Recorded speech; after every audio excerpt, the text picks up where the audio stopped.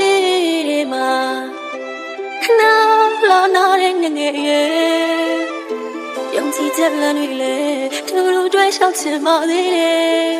အခုတော့ဟဲ့ဝန်နေစွာလမ်းခွဲပြရစီကွယ်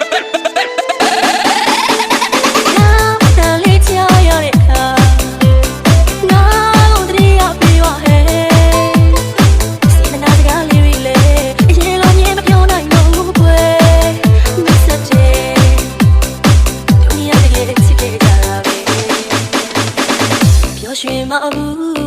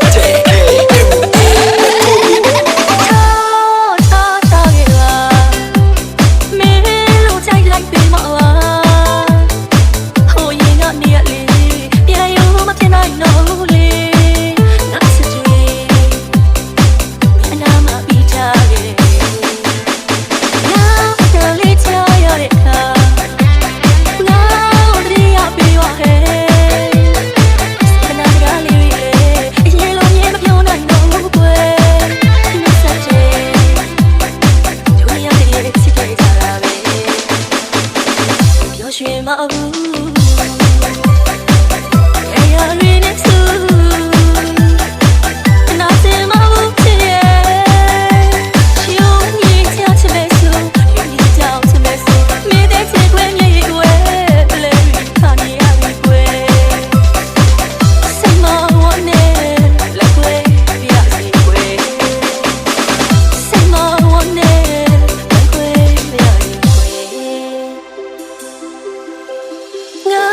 Vale.